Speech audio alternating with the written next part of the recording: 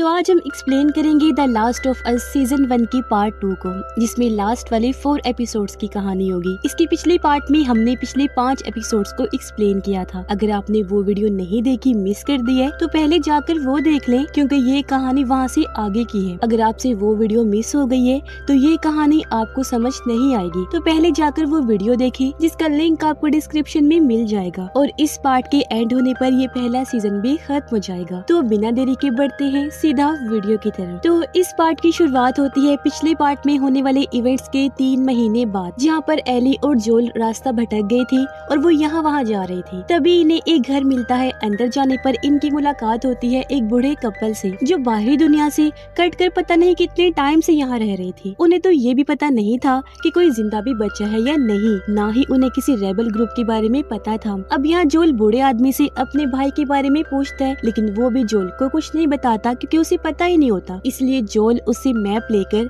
यहाँ से निकल जाता है। अब जोल और एली आगे बढ़ जाते हैं। रात होने पर ये एक जगह रुककर आराम करती हैं। अब तक रात को जोल का काम होता था जाकर एली की सुरक्षा करना, लेकिन आज रात उसकी आंख लग जाती है। सुबह जब वो जागता है तो देखता है कि कल रात एली ने उसकी सुरक्षा करी थी, क्योंकि वो पूरी रात वहाँ गन लेकर खड़ी रही और उसने जोल को जगाया भी नहीं। जोल उससे गन लेकर कहता है कि तुमने मुझे क्यों नहीं जगाया, हाँ, और आइंदा ऐसा मत करना। जिसके बाद ये लोग आगे बढ़ते हैं, रिवर क्रॉस करते हैं। ये एक जगह पर आए जहाँ जोल को जनरेटर दिखाई देते हैं। उसे देखकर जोल समझ जाता है कि आसपास इंसान रहते होंगे। ये लोग जब थोड़ा आगे बढ़े तो इन्हें कुछ लोग आकर रोक लेते हैं। चारों ओर से इन्हें घेर लिया जाता है। जोल उनसे कहते हैं, हम लोग तो बस ऐसे यहाँ से गुजर रहे थे। अब वो लोग अपनी सेफ्टी के लिए डॉग्स की मदद से दोनों को स्मेल करवाते हैं, ये चेक करने के लिए कि कहीं दोनों इन्फेक्टेड तो नहीं। अब जोल इन्फेक्टेड नहीं था, जबकि एली इस वायरस से, इस फंगस से इन्फेक्टेड थी। इसलिए वो दोनों को अपने साथ अपने गांव ले जाते हैं। गांव में आकर सरप्राइजिंगली जोल को अपना भाई मिल जाता है, जो यहाँ के लीडर से शादी कर चुका था, जो अब प्रेग्नेंट भी थी। ये लोग खाना खाते हैं, कुछ बातें करते हैं, जिसके बाद एली को आराम करने के लिए भेज देते हैं और जोल और उसका भाई दोबारा से बातें करने लगते हैं। जोल का भाई जोल से उसकी दोस्त के बारे में पूछता है, यानी जो मर गई थी, लेकिन यहाँ जोल उसकी बात को टाल देता है और उसे एली की खूबी के बारे में बताता है, और ये भी कि उसे फायरफ्लाइज के बेस कैंप तक पहुँचाना कितना जरूरी है। ये बताकर वो अपने भाई से मदद मांगता है, लेकिन उसका भाई जोल को ये कहकर मना कर देता है कि मैं कहीं नहीं जा सकता, क्योंकि अब मैं नई जिंदगी की शुरुआत कर चुका हूँ और मेरी वाइफ प्रेग्नेंट है। जिस बात को लेकर दोनों की बहस हो जाती है। उधर जोल की भाई की वाइफ एली को जोल की बेटी के बारे में बताती है, जिसकी मृत्यु हो गई थी। वो ये भी बताती है कि उसकी तरह मैंने भी अपना बच्चा खोया था। रात को दोबारा जोल और उसका भाई बात करते हैं। जोल उसे कहता है, मुझे खुद नहीं पता कि मैं कब तक एली को प्रोटेक्ट करूंगा। मुझे ये भी अंदाजा है कि उसे बेस कैंप तक पहुँचाना कितना जरूरी है। ये बताकर आखिर जोल अपने भाई को सच बता ही देता है कि मेरी दोस्त ने भी इसीलिए अपनी जान दे दी थी, क्योंकि वो भी चाहती थी कि एली बेस कैंप तक पहुंच जाए। और अब ये सच सुनकर उसका भाई काफी इमोशनल हो जाता है और उसके साथ चलने के लिए राजी हो जाता है। ये बात जोल आकर एली को बताते हैं कि तुम्हारे साथ आगे अब मेरा भाई जाएगा। जो सुनकर वो जोल पर गुस्सा करने लगती है, कहती है कि मैं आपकी बेटी की तरह नहीं मर सकती, मैं खुद एक ऑर्फन हूँ। मुझे इस बात का बहुत दुख होता है कि मेरी लाइफ में जो भी आता है या तो वो मर जाता है या मुझसे दूर हो जाता है। यानी कि उन सबकी यहाँ कोई ना कोई इमोशनल स्टोरी बनी हुई थी, जिससे वो अंदर से बहुत दुखी भी थे, साथ ही इनके बीच इमोशनल बॉन्ड भी बन रहा था। अगली सुबह एली जागती है और उदास मन से जाने के लिए तैयार हो जाती है, क्योंकि उसे दुख था कि मेरे साथ जोल नहीं जा रहा। लेकिन तभी उसकी उदासी खत्म हो जाती है, क्योंकि जोल ही उसके साथ जा रहा था, क्योंकि शायद उसने एली की उदासी देखी और अपने भाई को मना कर दिया था साथ जाने के लिए। जिसके बाद वो दोनों यानी जोल और एली आगे बढ़ते हैं। अब ये काफी बड़ी बिल्डिंग में आती है, जो पहले फायरफ्लाइज का कैंप था। अंदर आकर ये मैप की मदद से कुछ तलाश कर ही रहे थे कि तभी यहाँ रेबल ग्रुप आ जाता है। एक रेबल इन पर हमला कर देता है, लेकिन जोल उससे लड़ता है और बुरी तरह उसे पीट के रखते हैं। पर उस रेबल ने जोल पर भी वार कर दिया था, जिससे वो काफी घायल हो जाता है। लेकिन वो फिर भी एली को लेकर यहाँ से भाग जाता है, पर थोड़ी दूर आने पर बेहोश होकर गिर जाता है। अब बड़ी मुश्किल से एली उसे पास वाले घर में लेकर आती है और उसकी ब्लीडिंग रोकने की कोशिश करती है, लेकिन जोल उस पर गुस्सा करता है और उसे कहता है कि तुम यहाँ से जाओ, मेरे भाई के पास चली जाओ। जिस बात से नाराज होकर एली दरवाजा खोलती है और यहाँ से बाहर चली जाती है। इसके बाद सीन शिफ्ट होकर आता है एली के पास्ट में, जहाँ वो स्कूल में थी और अपनी दोस्त का वेट कर रही थी, जो काफी देर से गायब थी। रात होने पर उसकी दोस्त रूम में आती है। तब एली उससे पूछती है कि तुम कहाँ थी। उसकी दोस्त कहती है, यहाँ मेरा मन नहीं लग रहा था तो मैं थोड़ा टाइम स्पेंड करने बाहर गई गई थी, जहाँ एक लेडी से मेरी मुलाकात हुई जिसने मुझे फायरफ्लाइज ज्वाइन करने को कहा, जो मैंने कर भी लिया। ये सुनकर एली उससे नाराज होती है। वो कहती है कि फायरफ्लाइज फेडरा के दुश्मन है, उन्होंने पहले भी कई बार फेडरा के खिलाफ हमले किए, लेकिन यहाँ एली की दोस्त उसे जैसी तैसी समझाकर बात को टाल देती है और ये दोनों थोड़ा टाइम स्पेंड करने के लिए बाहर चली जाती है। उसके दोस्त उसे एक मॉल में लेकर जाती है जहाँ एली बॉम्ब्स देखती है। इससे एली को पता चलता है कि मेरी दोस्त वापस नहीं आई थी, बल्कि उसे तो फायरफ्लाइज ने नजर रखने के लिए दोबारा भेजा था, क्योंकि उनका प्लान फिर से फेडरा पर हमला करने का था। जिस बात से गुस्सा होकर एली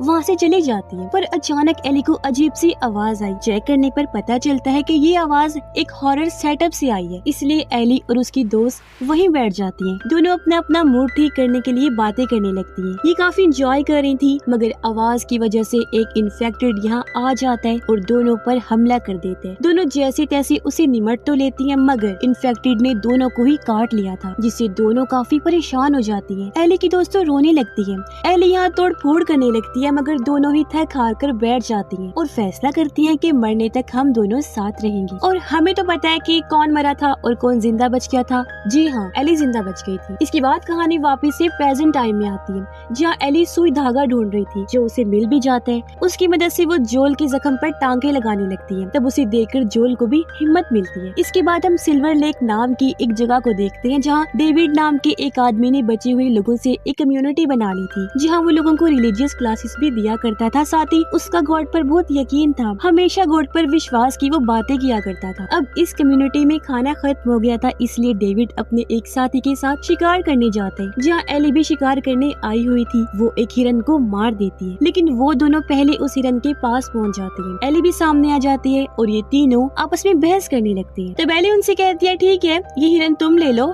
बस बदले में मुझे कुछ एंटीबायोटिक्स मेडिसिन दे दो। इस पर डेविड मान जाता है और वो अपने साथी को एंटीबायोटिक लेने भेज देते हैं, जहाँ पीछे से डेविड और एली बैठकर बातें करने लगते हैं। यहाँ भी वो गॉड की बातें करता है कि सब कुछ गॉड की मर्जी से ही होता है और हो रहा है, लेकिन एली को उसकी बातें खास पसंद नहीं आती। तभी यहाँ डेविड का साथी भी एंटीबायोटिक लेकर आ जाता है, जिन्हें लेकर एली वहाँ से चली जाती है और ये दोनों भी वापस कम्युनिटी में आ जाते हैं। यहाँ के लोग डेविड से कुछ सवाल करते हैं जो उसे पसंद नहीं आते और उसका दिमाग खराब हो जाता है। इसलिए जब वहाँ बैठी एक बच्ची डेविड से कोई बात करती है तो वो उसे थप्पड़ मार देते हैं और सबके साथ खाना खाने लगते हैं। एली वापस आकर जोल को एंटीबायोटिक इंजेक्शन लगा देती है, जिससे वो ठीक होने लगता है। अगली सुबह एली देखती है कि डेविड और उसके कुछ लोग इसी तरफ आ रहे हैं। वो जोल को चाकू देकर बाहर आ जाती है उन लोगों का ध्यान भटकाने के लिए, पर तभी डेविड का साथी उसके घोड़े को शूट करके मार देते हैं और डेविड एली को उठाकर यहाँ से सिल्वर लेक ले जाते हैं। अब कुछ लोग जोल को ढूंढने अंदर जाती हैं, लेकिन वो दोनों पर हमला करके उन्हें घायल कर देते हैं। उसने दोनों को बांध दिया था, जिनसे वो पूछता है कि वो एली को लेकर कहाँ गई हैं। वो आदमी जब उसे बताते हैं तो जोल उन्हें बड़ी बेरहमी से मार डालता है और वहाँ से आगे बढ़ जाता है। उधर डेविड ने एली को एक पिंजरे में बंद करके रखा था। वो एली से कहता है कि अब तुम्हें हमेशा मेरे साथ रहना है। उसकी बात तो एली समझ नहीं पाती, लेकिन वहाँ पर पड़ी इंसान की हड्डियाँ देखकर वो समझ जाती है कि ये सब लोग कैनिबल हैं, यानी आदमखोर, इंसानों का मीट खाने वाले। तब ये बात खुद भी डेविड उसे बता देता है कि हमारी कम्युनिटी में खाने की किल्लत हो गई थी, जिस वजह से मैंने यहाँ कैनिबलिज्म शुरू करवाया। मेरे लोग बाहर से लोगों को पकड़ पकड़ के लाते हैं, जिन्हें हम मार मार कर पका पका कर खा जाते हैं। डेविड ये भी कहता है, और हाँ, मैं गॉड पर विश्वास नहीं करता, ना ही मानता हूँ। मैं तो बस नाटक करता हूँ ताकि सबका मुझ पर भरोसा बना रहे और मेरी कम्युनिटी के लोग मुझे ही फॉलो करें। ये बताते हुए वो एली को गलत तरह से टच करते हैं, जिससे हमें पता चलता है कि डेविड इतना घटिया इंसान है कि वो बच्चों के साथ गलत करने वाला आदमी है और वो एली को भी यहाँ इसी मकसद के लिए लेकर आया था। अब एली उसे हर्ट करके उसे चाबियां लेने की कोशिश करती है, लेकिन वो उसे ही पीट कर यहाँ से चला जाता है। पर अब तक जोल भी एली को बचाने के लिए यहाँ आ जाता है। अब डेविड अपने साथी के साथ मिलकर एली को काटने ही वाला था कि तभी एली उसे बता देती है कि मैं इन्फेक्टेड हूँ और वो डेविड को काट भी लेती है। डेविड ये सोचने लगता है कि ये तो इन्फेक्टेड है, तो अभी तक इसे ट्रांसफॉर्म हो जाना चाहिए था, पर इसी बीच मौका देखकर एली चाकू से डेविड के साथी को मारती है और वहाँ से भाग जाती जाती है जिसका पीछा डेविड करता है। एली एक जगह पर छुप गई थी और वो डेविड पर जलती हुई लकड़ी फेंकती है, लेकिन वो किसी तरह बच गया, पर यहाँ पर आग लग जाती है। तभी डेविड एली को पकड़ लेते हैं और वो उसके साथ गलत काम करने ही वाला था कि एली वहाँ पर पड़ा चाकू उठा लेती है, डेविड पर हमला कर देती है और बड़ी बेरहमी से उसे मार कर वहाँ से भाग जाती है। बाहर उसे जोल मिलता है, लेकिन एली अभी भी उस सदमे में थी और क्योंकि जोल उसे अपनी बेटी की तरह ही समझता था तो बाप की तरह सहारा देकर वो उसे वहाँ से लेकर चला जाता है। इसके बाद कहानी एक बार फिर फ्लैशबैक में आ जाती है। हम एक लेडी को देखते हैं जो प्रेग्नेंट थी, परेशान होकर भाग रही थी क्योंकि उसे लेबर पेन हो रहा था। वो एक बिल्डिंग में जाती है जहाँ एक इन्फेक्टेड उस पर हमला कर देता है। वो लेडी हिम्मत करके उससे लड़ती है और बड़ी बेरहमी से उसे खत्म कर देती है। इस टाइम पर उसका वाटर बैग लीक हो जाता है और यहाँ वो एक बच्चे को जन्म देती है। वो खुश हो ही रही थी कि तभी पल भर में उसकी खुशी खत्म हो जाती है जब वो ये देखती है कि उस इन्फेक्टेड ने मुझे काट कर घाव दे दिया है, यानी वो बे इन्फेक्टेड हो गई थी। इसलिए वो जल्दी से अपनी बच्ची की अम्बिलिकल कॉर्ड काट देती है ताकि उसे कोई इन्फेक्शन ना हो। लेकिन तभी यहाँ पर फायरफ्लाइज की हेड आ जाती है जो उस लेडी की बचपन की दोस्त थी। वो लेडी उसे झूठ बोलती है कि मेरी बच्ची पहले ही पैदा हो गई थी जबकि इन्फेक्टेड मैं बाद में हुई थी, और अब वो फायरफ्लाइज की हेड से रोते हुए विनती करती है कि प्लीज तुम मेरी बच्ची को यहाँ से ले जाओ, इसकी जान बचाओ और इसका ध्यान रखना, साथ ही मैं क्योंकि इन्फेक्टेड हो गई हूँ इसलिए मुझे भी खत्म कर दो। ये कहकर वो लेडी बच्ची के पास अपना खास नाइफ छोड़ती है और अब हमें यहाँ पता चलता है कि ये बच्ची और कोई नहीं बल्कि एली है। उसका इस नाइफ से क्योंकि खास लगाव था इसलिए पूरे सीजन में वो इसे ही यूज करती आई। अब फायरफ्लाइज की हेड अपनी फ्रेंड को ना चाहते हुए भी मार देती है और एली को लेकर यहाँ से चली जाती है। यही वजह है कि एली फेड्रा तक पहुँची थी। हालांकि फायरफ्लाइज की हेड फेड्रा के खिलाफ थी, लेकिन हेड ने उसे बस उसके अच्छे भविष्य के लिए भेजा था। इसके बाद कहानी वापस से प्रेजेंट टाइम में आ जाती है जहाँ जोल और एली घूमते फिरते एक जगह पर आ गई थी, पर एली अभी भी उस शौक से बाहर नहीं आ रही थी। लेकिन जोल बार बार उसे वो बात भुलाने के लिए उसे कंसोल करते हैं। तब यहाँ पर कुछ जिराफ आ जाती हैं जिन्हें देखकर एली काफी खुश हो जाती है। वो उनके साथ खेलती है, मस्ती करने लगती है। तब उसे खुश देखकर जोल भी खुश होने लगते हैं। जिराफ की वहाँ से जाने के बाद ये दोनों बात करने लगते हैं और यहाँ जोल पहली बार एली को अपना पास्ट बताता है। वो कहते हैं कि इस आउटब्रेक शुरू होते ही मैंने अपनी बेटी को खो दिया था, जिस वजह से मैं टूट गया। मैंने खुद को खत्म करने की भी कोशिश करी लेकिन नाकाम रहा। ये लोग कुछ देर तक ऐसे इमोशनल होकर बातें करने लगते हैं और समझ पाते हैं कि जोल एली से काफी अटैच हो गया है, बिल्कुल अपने बच्चों की ही तरह। इसलिए वो उसे हर वो चीज सिखाने का वादा करता है जो एली को पसंद है। साथ ही वो ये भी कहते हैं अगर हम चाहें तो मेरे भाई के पास जाकर आराम से वहाँ जिंदगी गुजार सकते हैं, क्योंकि उसका भरोसा हॉस्पिटल वगैरह पर नहीं था। लेकिन एली इसके लिए मना कर देती है। वो कहती है कि मैं इंसानियत को बचाने की आखिरी उम्मीद हूँ और इसके लिए बहुत सारे लोगों ने कुर्बानी दी है, तो हमें ये मिशन पूरा जरूर करना चाहिए ताकि किसी की कुर्बानी जाया ना हो। उसका मतलब था कि इस फंगस वाले इन्फेक्शन को खत्म करने के लिए मेरा खून आखिरी उम्मीद हो सकती है। इसके बाद ये लोग आगे बढ़ते हैं जहाँ फायरफ्लाई सोल्जर्स उन्हें बेहोश करके कैंप पे ले जाती हैं। जोल को जब होश आती है तो उसके सामने फायरफ्लाइज हेड थी। वो जोल को कहती है वाह जोल, तुमने कमाल कर दिया, जो काम आर्मी न कर सकी वो तुमने कर दिखाया, यानी कि एली को यहाँ तक लाना। जोल उसे कहता है मैं एक बार एली से मिलना चाहता हूँ, जिस पर हेड कहती है कि नहीं आई एम सॉरी, अब तुम कभी उससे नहीं मिल सकते। जिसके साथ वो पूरा सच बताती है। तो सच बात तो ये थी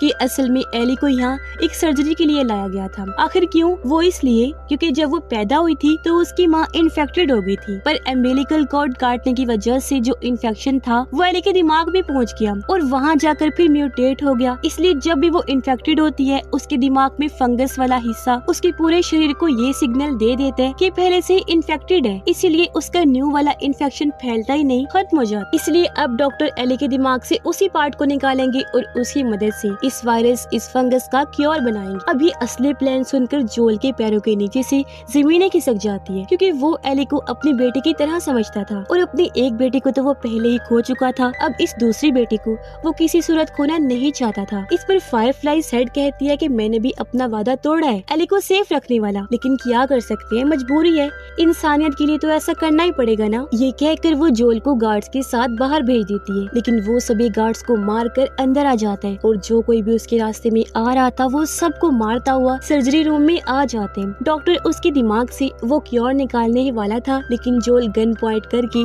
उसे ऐसा करने से मना करते हैं। तभी यहाँ डॉक्टर भी उसे एली को अपने साथ ले जाने से मना करते हैं, पर जोल उसे शूट करके मार देते हैं और एली को उठाकर अपने साथ ले जाने लगते हैं। पर तभी सामने से फायरफ्लाई हेड आ जाती है। वो जोल को फिर से समझाती है कि ये स्टेप इंसानियत के लिए जरूरी है। यहाँ तक कि एली भी यही चाहती थी, लेकिन जोल फिर से अपनी इस वाली बेटी को खोना नहीं चाहता था, इसलिए वो फायरफ्लाई साइड को भी शूट करके एली को वहाँ से लेकर चला जाता है। एली को भी होश आ गई थी। वो पूछती है कि क्या हुआ। तब जोल उसे कहता है कि तुम्हारे अलावा और भी स्पेशल बच्चे हैं, लेकिन दिक्कत तो ये हुई कि क्यूर सक्सेसफुल हो ही नहीं रहा था। रेडर्स का वहाँ पर हमला हो गया था, वो सबको मारने लगे, इसलिए मैं तुम्हें ऑपरेशन थिएटर से लेकर भागने। अब हम जानते हैं कि वो झूठ बोल रहा था, सच्चाई तो कुछ और ही थी। अब ये सुनकर एली काफी उदास हो जाती है। वो जोल को कहती है शिट, सब कुर्बानियां तो जाया चली गयी। तब जोल उसे समझाता है कि इसमें तुम्हारी गलती नहीं है। अब एली को उस पर शक हो रहा था, इसलिए वो उसे सच बताने को कहती है। तब यहाँ जोल कसम उठाता है कि मैंने जो भी बताया है वो सच है। तो अब उसकी कसम खाने की वजह से एली भी उसकी बात का विश्वास कर लेती है और ये दोनों जोल के भाई के पास जाने लगते हैं ताकि हर फिक्र से दूर वहाँ जिंदगी गुजार सके, जैसा कि जोल का प्लान भी था। और बस इसी के साथ ये सीरीज, ये पूरा सीजन 1 यहीं पर खत्म हो जाता है। आई होप कि सीजन की स्टोरी आपको पसंद आई होगी। बाकी आपको कौन सी सीरीज पसंद है कमेंट बॉक्स में जरूर बताइएगा, और अगर आपने ये गेम खेली है तो इसके बारे में भी अपनी राय का इजहार जरूर कीजिएगा। ऐसी और भी इंटरेस्टिंग वीडियोस देखने के लिए हमारे चैनल को सब्सक्राइब करना मत भूलें।